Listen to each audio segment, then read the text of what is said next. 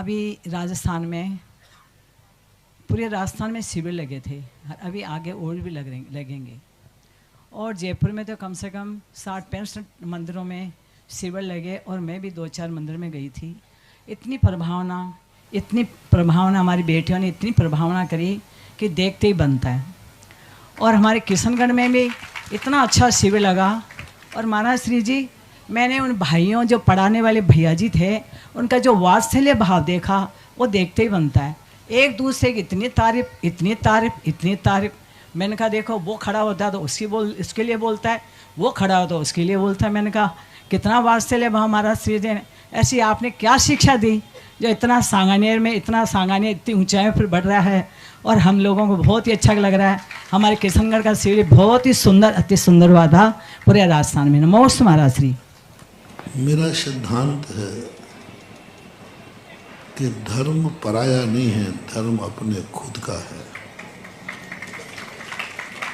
जब व्यक्ति अपने खुद के कार्य जी जान लगा के करता है, कष्ट उठा के करता है, हिम्मत नहीं होती है तब भी करता है, क्योंकि खुद का कार्य है।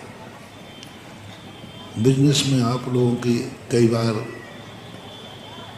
अनुकूलता नहीं रहती, नौकरी पे जाने के लिए अनुकूलता नहीं रहती, लेकिन मन मार के भी जाते हो क्योंकि खुद का कार्य है। इसी प्रकार लोग मेरे से कहते महाराज जी आप थकते क्यों नहीं हैं? मैंने कहा जिस दिन मैं इन सब कार्यों को पराया मान लूँगा उसी दिन थक जाऊँगा। सही पूछा जाए, थकता तो हूँ लेकिन थकान महसूस नहीं होती।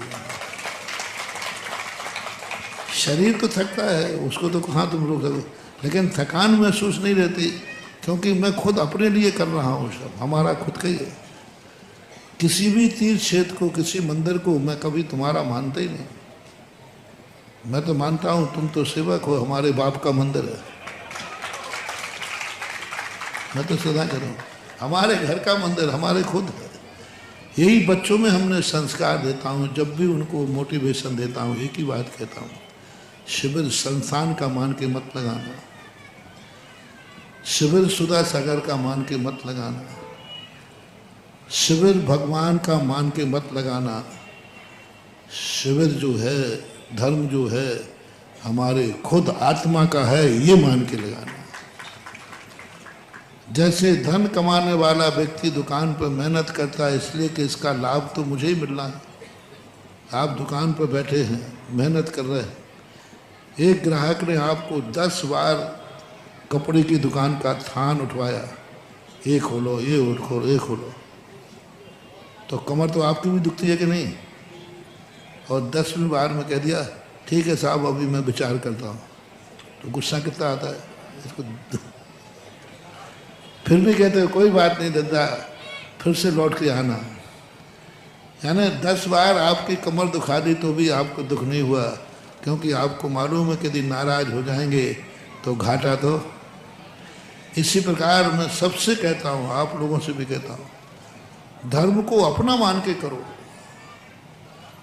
धर्म में जो कुछ भी फायदा होगा तुम्हें होगा, नुकसान होगा तो तुम्हें होगा। क्यों हम भगवान का मान के करते हैं? भगवान का मान के नहीं। मैंने कहा था ना कल पर, कल्याणक भगवान के होंगे, लेकिन कल्याण किसका होगा? अपना सबका होगा। तो कल्याण तो अपना होना, भगवान के कल्याणक तो हो चुके। भगवान ने तो उस कल्याणक में अपना कल्याण कर लिया था। उसके बाद जितने कल्याणक हो रहे हैं उन सब कल्याणकों में कल्याण तो अपना होना है। उसमें तो एक सौधर्मिंद ने जाकर के अपना कार्य किया था, उसके बाद तो कितने सौधर्मिंद बनकर लोगों ने कल्याण कर लिया। कितने लाखों करोड़ों अरबों सौधर्मिंद बन गए। उन भगवान में तो एक ही सौधर्मिंद ने काम किया था। अब उसके बाद तो देखो आजमन कितने पंचकाणक हो चुके। तो यही संस्कार हम बच्चों को देते हैं कि तुम लोग धर्म को अपना मान के करोगे। अपना मान के करोगे आप कभी नहीं थकोगे। शरीर थक जाएगा लेकिन थकान महसूस नहीं होगी। शरीर थक जाएगा लेकिन जोश खत्म नहीं होगा। क्योंकि धर्म अपना है, ना धर्मो धार्मिक कई बिना। जो कुछ भी करते हैं हम, सब लाभ अपन को खुद को मिल रहा है। यहाँ पंचकर्णक में जो इंद्र बनेगा, भगवान को उससे कोई लाभ होने वाला नहीं है। लाभ किसको होगा? जो इंद्र बनेगा। मंदिर बनाया, लाभ किसको मिल रहा है? भगवान को नहीं, बनाने वाले को मिल रहा है, पूजा करने वाले को मिल रहा है। ये सब कमाई के साधन हैं। जितना अपन पुण्य कमा लेते हैं यही है। तो सभी जगह शिविर लगाते समय बच्चों को यही प्रेरणा देते हैं। और आप लोगों से मेरा कहना है कि आप लोग भी शिविरों के संबंध में धर्म के ज्ञान की बात, अरे श्री राम से सीखो। यदि ज्ञान रावण के पास भी मिलता है तो जाके ले लेना चाहिए, क्योंकि ज्ञान सोना कहलाता है। नाली में भी सोना मूल्यवान होता है। कई लोग शिविर के लिए यूँ निकाल देते हैं गर्मियाँ। अभी यहीं देख लीजिए, गुना जैसे शहर में, अब देख लीजिए राजस्थान में, जयपुर में 60 स्थानों पर, 70 स्थानों पर शिविर लगा। और गुना में कितने स्थान पर लगा था? एक स्थान पर। क्यों? महाराज जी 65 शिविर लगे। 65 शिविर लगे थे जयपुर में। अब यहाँ मात्र एक मुनीश्वरनाथ भगवान के यहाँ लगा था, मुनीश्वरनाथ मंदिर में लगा था। और वो भी तरुण ने एक विशेष रुचि है उसकी कि कहीं लगे या नहीं रहे, पूरे गुना में ज्ञान का प्रचार मुनीश्वरनाथ मंदिर से होगा। और मंदिरों में क्यों नहीं लगे? अब कौन व्यवस्था करे, कौन क्या करे, कौन करे? कई लोग कसाय में नहीं लगाते, कई लोग प्रमाद में नहीं लगाते। कई लोग कहते हैं यदि सारा मोहल्ला ज्ञानी बन गया तो फिर हमारी दाल कैसे गलेगी? हाँ, कई लोग इसलिए नहीं कर पाते, सारे वर्ग के मुनि यदि बन गए, कई मुनि नहीं लगने देते। वो कहते हैं सारे लोग ज्ञानी बन गए तो हमारा शिथिलाचार। कई मुनिराज शिविर नहीं लगने देते भाई, क्योंकि वो जानते हैं कि यदि ये सब विद्वान बन जाएंगे, आगम के ज्ञान हो जाएगा तो हमारा शिथिलाचार उजागर हो जाएगा। फिर लोग कहेंगे मुनि महाराज आप क्या कर रहे हो? उनका शिथिलाचार उजागर हो जाएगा, उनको कोई नमस्कार नहीं करेगा, उनको कोई हार नहीं देगा।